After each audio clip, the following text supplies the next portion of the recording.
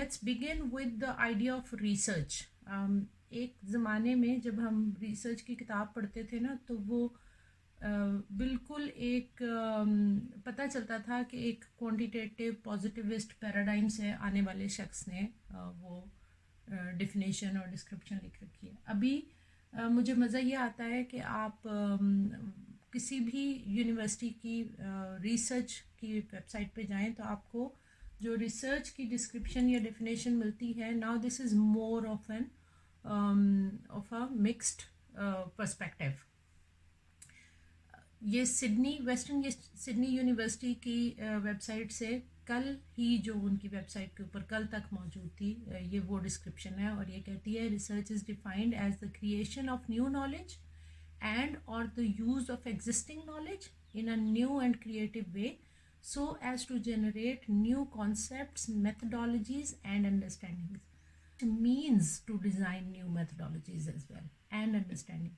This could include synthesis and analysis of previous research to the, और ये बात बारहा क्रिटिक में भी आई है. आपने मुख्तलिफ चैनल्स के गुफ्तगू में भी सुनी होगी और अखबारों में भी इसके ऊपर लिखा गया है कि पाकिस्तान के एकेडमिया में कोई नई चीज़ें सामने नहीं आती. तो आज हम जब इन तीनों को देख रहे होंगे, और मैं जब इसको पिछले एक हफ्ते में पढ़ रही थी तो मैं सोच रही थी कि हाँ, ये असल में ये वो जगह हैं एक्शन रिसर्च और इंटरवेंशन स्टडीज़ जो कुछ नया लेके आएंगी. So let's explore them. बात हमेशा मैं यहाँ से शुरू करती हूँ कि सबसे पहले अपने आप को थोड़ा एज अ रिसर्चर पोजीशन करना बड़ा ज़रूरी है कि आपका अपना पैराडाइम ऑफ रिसर्च क्या है. बेसिकली ये फ़िलोसॉफिकल पैराडाइम्स हैं जो कि रिसर्चर अपने बिलीफ सिस्टम से उठाएगा, और belief system within the world of research and what do you mean by reality. जो पॉजिटिविस्ट पैराडाइम है बेसिकली ये एब्सोल्यूट ट्रूथ या एक सिंगुलर रियलिटी को बिलीव करता है, और ये कहता है कि इवन सोशल साइंसेस में भी we can reach to such conclusions and such inferences which will be true for 95% confidence interval, 99% confidence interval. ये जो कॉन्फिडेंस इंटरवल वाली पूरी फिलॉसफी है प्रोबेबिलिटी की, ये एक्चुअली इस थीम के ऊपर खड़ा हुआ है पॉजिटिविस्ट, और ये कहता है कि जो रियलिटी हम रिसर्च से तलाश करेंगे वो 95 या 99% तक के लिए ट्रू है. यानी जिस पॉपुलेशन से मैंने सैंपल लिया है, अगर उसमें से 100 सैंपल लिया जाए तो 95% ऑफ द टाइम यही रिजल्ट्स आएंगे. ये इतने एब्सोल्यूट ट्रूथ को बिलीव करने की फ़िलॉसफी है, और ये यकीन करने की फ़िलॉसफी है कि रिसर्च से हम ऐसे रिजल्ट्स तक पहुंच सकते हैं even in the even in the social sciences. Interpretivist इससे अलग होके अपने आप को ऐसे देखता है कि इंटरप्रेटिविस्ट ये कहता है कि reality is nothing but interpreted. आप तक जो इंटरप्रिटेशन ऑफ रियलिटी पहुंच रही है, आप उसको ट्रूथ मान रहे हैं, जबकि किसी और टाइम स्पेस एज में यही रियलिटी शायद किसी और तरीके से इंटरप्रेट हो जाए, और हो सकती है और मुमकिन है. इसलिए ये एब्सोल्यूट ट्रूथ की बजाय ये multiple layers and multiple meanings को बिलीव करते हैं, और ये इसी पैराडाइम में रहते हुए अपनी रिसर्च करते हैं. अब बात ने बिल्कुल ठीक कहा, जब आप ये दोनों बातें सुनते हैं और रियलिटी के दो पर्सपेक्टिव देखते हैं तो आपको पता चलता है कि अच्छा, positivist will incline more towards quantitative research, क्योंकि वहाँ पर inferences draw होंगे, conclusions निकलेंगे, और interpretivist will be more inclined towards qualitative research, क्योंकि वो meanings को और चीज़ों को सिर्फ elaborate करेगा और वो छोड़ देगा इस चीज़ को कि क्या ये सबके लिए ट्रूथ है या नहीं. वो कहेगा कि इस वक्त इस जगह जिन रिस्पोंडेंट्स के साथ मैंने रिसर्च की, जिन लोगों के साथ, यहाँ पर ये मौजूद है, रियलिटी का ये वाला इमेज मौजूद है, और वो छोड़ देगा इस बात को कि क्या ये सब के लिए जनरलाइजेबल है या नहीं। तो जनरलाइजेबिलिटी का क्लेम इंटरप्रेटिविस्ट नहीं करता। पॉजिटिविस्ट की एक और बात यह है कि वो कहता है कि मैं अपनी रिसर्च में मौजूद नहीं हूँ, यानी कि वो लिखता भी थर्ड पर्सन में है, द रिसर्चर फाउंड, और वो अपने आप को बिल्कुल उससे सेपरेट कंसिडर करता है, यानी कि वो कहता है कि रिसर्चर का पर्सनल कोई इम्पैक्ट नहीं है ऑन रियलिटी। इंटरप्रेटिविस्ट ये नहीं कहता। इंटरप्रेटिविस्ट कहते हैं कि मैं मौजूद हूँ, मेरी मौजूदगी और मेरी सोच और मेरे लफ्ज़ मीनिंग दे रहे हैं जो मैं आप तक पहुँचा रहा हूँ। तो वो अपने आप को अपनी रिसर्च में दरमियान में खड़े रखता है। फॉर सम टाइम वो ब्रैकेटिंग ज़रूर करता है कि अच्छा मैं अपनी सोच को अलग से रिपोर्ट करूँ, लोगों की सोच को अलग से रिपोर्ट करूँ, और by the end of it फिर वो देखता है कि अच्छा क्या मेरी सोच जो जैसे मैंने शुरू किया था क्या अब भी वैसी ही है, या ड्यूरिंग द रिसर्च मेरी सोच में कोई तब्दीली आई है। इस तरह के प्रोसेसेस वो करता है, लेकिन रिपोर्ट करता जाता है। और इवन रिसर्चर अपने रिफ्लेक्शंस भी लिखता है बीच में अपनी रिपोर्ट में। तो मुख्तलिफ डिज़ाइंस आपको इंटरप्रेटिविज्म में भी नज़र आएंगे। कहने का मतलब ये है कि ये पॉजिटिविज्म का एक क्लेम ये है कि the researcher does not matter. Pure sciences में तो ये बिल्कुल एक्सेप्टेबल लगता है कि वो एक लैब में काम कर रहा है, किसी सॉल्ट पे, किसी गैस पे, किसी एलिमेंट पे, या कोई मेजरमेंट कर रहा है, तो उसका अपना बीच में कुछ लेना देना नहीं है। लेकिन सोशल साइंसेज में अपने आप को अपनी रिसर्च से अलग रखना बड़ा मुश्किल काम है, क्योंकि आप क्वेश्चंस भी आप ही फ्रेम कर रहे हैं और थॉट प्रोसेस आपका आ रहा है। तो इन दोनों का मर्जर है काइंड ऑफ प्रैग्मेटिज्म। और प्रैग्मेटिज्म के लोग ये कहते हैं कि सोशल साइंसेज में हमें जितनी इंटरप्रेटिविज्म की ज़रूरत है, उतनी ही हमें मेजरमेंट एंड एवेल्यूएशन की भी ज़रूरत है, क्योंकि at the end of the day हमने सिस्टम्स डेवलप करने हैं, और जब हमने सिस्टम्स डेवलप करने होते हैं तो फिर हम इंडिविजुअल के लिए नहीं कर सकते, हमें एक बड़ी तादाद के लोगों के लिए सिस्टम्स डेवलप करने होते हैं। तो हमें कुछ ना कुछ ऐसे रिज़ल्ट ओरिएंटेड रिसर्च चाहिए जो हमें बताए कि अच्छा एक सिस्टम में हम ज़्यादा से ज़्यादा लोगों को कैसे अकोमोडेट कर लेंगे, हेल्प कर लेंगे, सर्व कर लेंगे।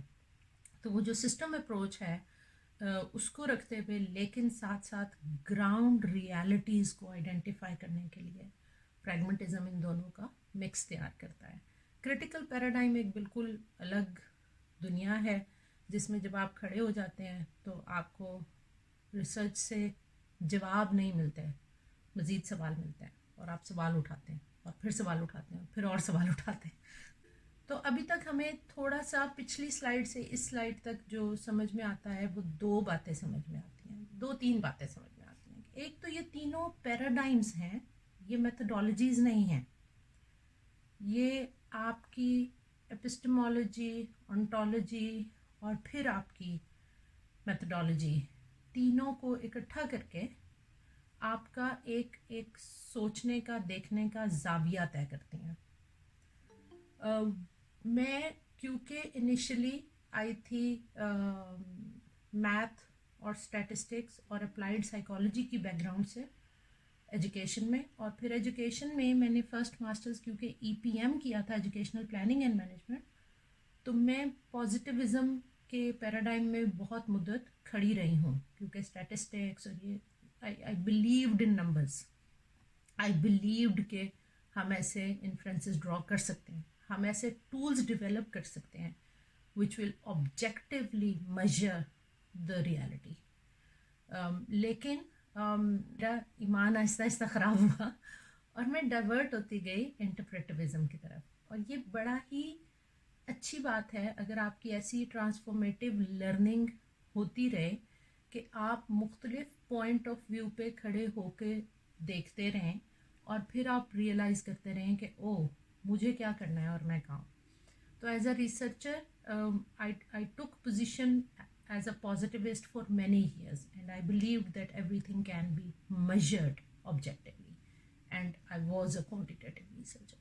Then qualitative research made me realize कि जब हम पाकिस्तान जैसे ममालिक में जहाँ अभी तक ग्राउंडेड रियलिटीज़ डिटर्मिन नहीं की गई, जहाँ का लोकल लिटरेचर प्रोड्यूस नहीं हुआ, वहाँ पर खड़े होकर अगर हम सिर्फ क्वांटिटेटिव पैराडाइम में काम करते रहेंगे पॉजिटिविस्ट माइंडसेट के साथ, तो हम कभी भी अपने लोकल प्रॉब्लम्स के सॉल्यूशन तक नहीं जा रहे.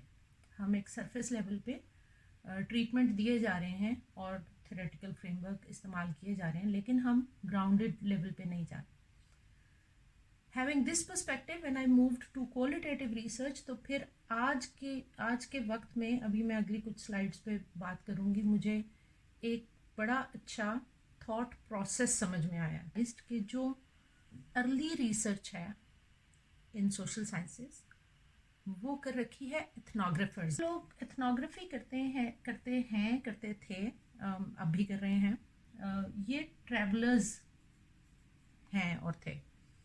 ये एक जगह से दूसरी जगह जाके नया कल्चर स्टडी करते हैं. और ह्यूमन हिस्ट्री में जो नॉलेज क्रिएट हुआ है अबाउट सोशल साइंसेस, वो जब तक मुख्तलिफ कल्चर्स की स्टडी ना होती तो नया नॉलेज समझ में ही नहीं आ सकता. यानी हर खित्ते में इंसान सिविलाइजेशंस बना रहा है, बढ़ा रहा है, और वहाँ पर मुख्तलिफ तरीके से रह रहा है और मुख्तलिफ तरीके से अपनी ज़िंदगी के प्रॉब्लम सॉल्व कर रहा है. किसी ने खजूर के पत्तों की छतें बनाई हैं, तो किसी ने बांस का पूरा एक फ्रेमवर्क बना के खस उसके ऊपर डाली. इसका मतलब है कि उसका अलग इनोवेटिव आइडिया और उसका एक अलग इनोवेटिव आइडिया.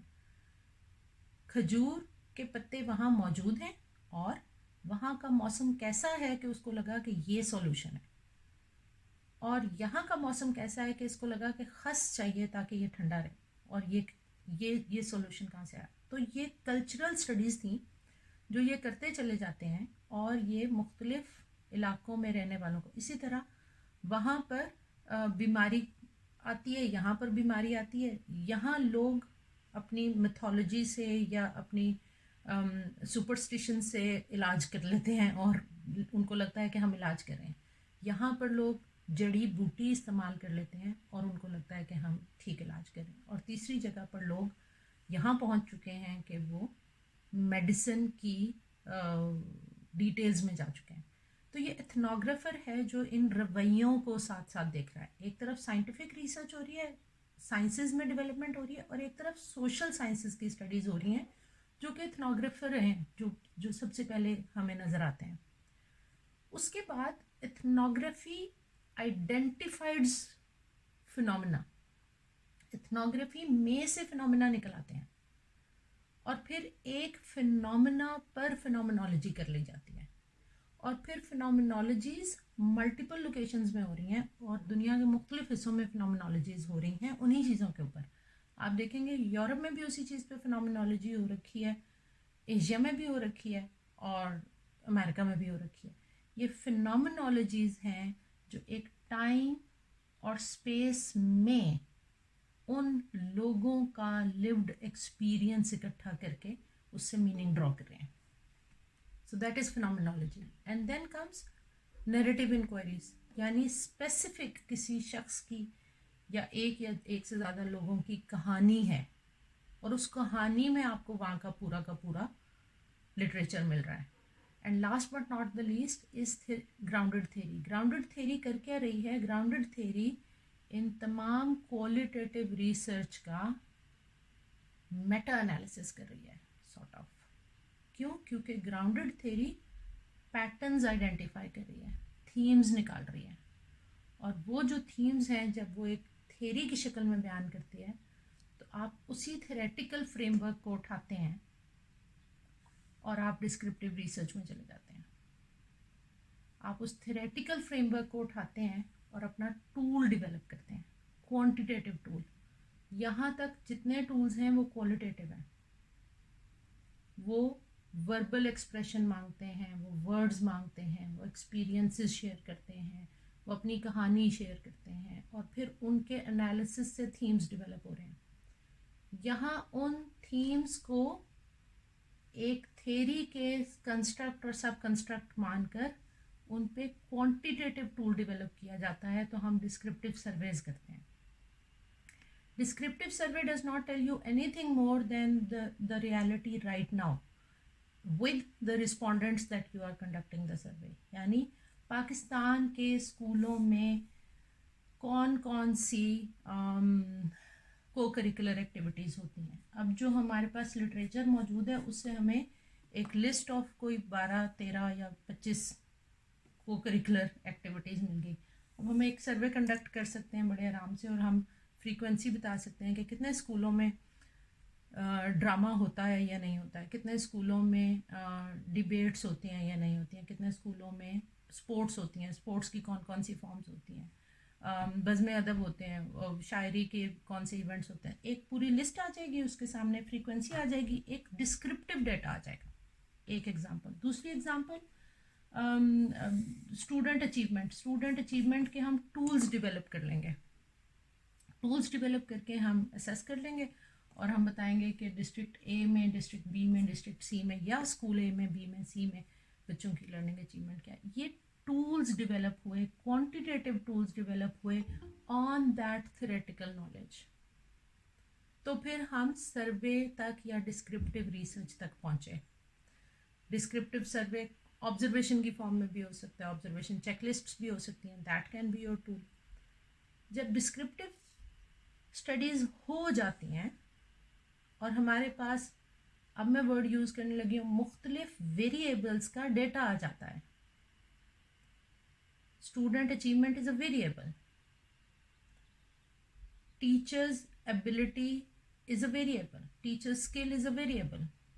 जब हमारे पास मुख्तलिफ वेरिएबल्स का डेटा आ जाता है, student anxiety is a variable, test anxiety is a variable, तो हम कोरिलेशनल स्टडीज़ की तरफ जाते हैं। डिस्क्रिप्टिव स्टडी से हमें समझ में आता है, हम अजम्पशन ड्रॉ करते हैं कि शायद test anxiety is related to student achievement, और फिर हम इस पर कोरिलेशनल स्टडी कर डालते हैं कि क्या बच्चे के अंदर जो एंग्जाइटी थी उसका उसकी अचीवमेंट से कोई ताल्लुक वास्ता बनता है, कोई कोरिलेशन बनता है, इसके बढ़ने से इसके ये कम हो या इसके कम होने से ये बढ़े, या दोनों इकट्ठा बढ़े या दोनों इकट्ठा कम हो। तो फिर हम कोरिलेशनल स्टडीज़ में चले जाते हैं। Once the correlational studies give us some results and show us the relationship of variables, तो हम इस काबिल होते हैं कि प्रीवियस रिसर्च हमें ये बता चुकी है, अब हम आगे बढ़ते हैं और अब हम कॉजल कंपैरेटिव करके देखते हैं। एक ही डिस्ट्रिक्ट के कुछ स्कूलों में फ़िज़िक्स का बहुत अच्छा रिज़ल्ट आया और दूसरे स्कूलों में पुअर रिज़ल्ट आया। रिज़ल्ट आ चुका है, यानी इफ़ेक्ट आ चुका है ऑलरेडी, हम उसका कॉज डिटरमिन करने जाते हैं। तो हम इसको एक्स पोस्ट फैक्टर रिसर्च कहते हैं, यानी कि हमारे सामने कोई ऐसी चीज़ आ चुकी है, अब हम बैकग्राउंड में जाके देखेंगे कि कौन से वेरिएबल्स थे जो दोनों केसेस में डिफरेंटली मैनिपुलेट कर रहे थे। तो हम कॉजल कंपैरेटिव में चले जाते हैं। कॉजल कंपैरेटिव स्टडीज़ हमें जो फाइंडिंग्स देती हैं और कहती हैं कि टीचर की क्वालिफिकेशन ने सबसे ज़्यादा इम्पैक्ट किया था, या टीचर की क्लासरूम स्किल्स ने सबसे ज़्यादा इम्पैक्ट किया था, कोई ऐसे रिजल्ट्स देती हैं, तो हम इस वेरिएबल को उठा के एक्सपेरिमेंट में चले जाते हैं। अच्छा, इसको करके देखते हैं ऐसे। अब ये फॉरवर्ड है, वो बैकवर्ड रिसर्च थी, ये फॉरवर्ड है। अब वो जो एरो मैंने शिफ्ट किया वो इसलिए किया कि जब तक क्वालिटेटिव रिसर्च नहीं होती, मुझे तो पता ही नहीं है कि एंग्जाइटी के टूल में लफाजी कहाँ से आएगी, वो वर्ड्स कहाँ से आएंगे, वो सवाल कहाँ से आएंगे। वो लोगों ने लिव्ड एक्सपीरियंसेस बताए। पहले तो इथनोग्राफी में एंग्जाइटी डिटर्मिन हुई कि लोग डरते हैं, लोग खौफजदा होते हैं। खौफ एक फिनोमिना है। फिनोमिनोलॉजी ने उस खौफ के मुख्तलिफ तौर तरीके, लोगों के लिव्ड एक्सपीरियंसेस से इकट्ठे किए। नैरेटिव इंक्वायरी में पता चला कि जब मेरा एग्ज़ाम होने वाला होता है, मैं उससे पहले किस कैफियत में होती थी, फिर मैं क्या करती थी, फिर ये होता था, फिर ये होता। इन तीनों चीज़ों ने मिल के मुझे लफाजी दी है। ग्राउंडेड थेरी में मैंने उसको स्ट्रक्चर करके एक थेरी बनाई है एंग्जाइटी की, और फिर आके मैंने सर्वे किया है कि अच्छा अब मैं पाकिस्तान के स्कूलों में फिज़िक्स के टेस्ट से रिलेटेड एंग्जाइटी को मेजर कर सकती हूँ। सो ये जो लॉजिकल सीक्वेंस बन रहा है, इससे मुझे समझ में आना शुरू हुआ कि we can not have theories, local grounded theories, unless we do qualitative research, and we do not have that local knowledge।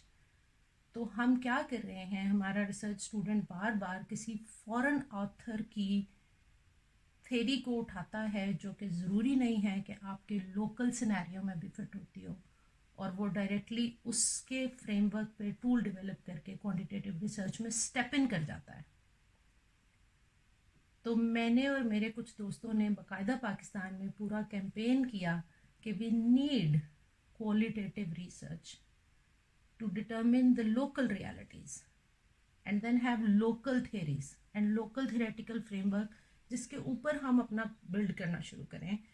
अगर हमें यहाँ तक पहुँचते पहुँचते ऐसी थियरीज मिल जाती हैं विच एक्चुअली मैच, तो कोई ज़रूरत नहीं होती है टू री इन्वेंट द व्हील, लेकिन बहुत सारे सिनेरियोज में हमें उस लोकल रियलिटी तक पहुँचना बड़ा ज़रूरी है, जो कि अभी भी हम इसी के ऊपर काम कर रहे हैं, और मैं भी कर रही हूँ, मेरे दोस्त भी कर रहे हैं, कि हम अपनी ग्राउंडेड रियलिटी तक नहीं जा रहे, क्योंकि हम थ्योरेटिकल फ्रेमवर्क ला रहे हैं, सर्वे कर रहे हैं, yes no agree disagree done, तो वो चीज़ें रह जाती हैं। फिर हमें मिक्स्ड मेथड ने भी कुछ हमें ये मौका दे दिया कि ओके फाइन, हम थ्योरेटिकल फ्रेमवर्क ले लेते हैं, we do not reinvent the wheel, but we keep ourselves open for further information to be collected। और वो जो further information to be collected है, उसमें फिर हम मुख्तलिफ तरह के डिज़ाइंस तक चले जाते हैं।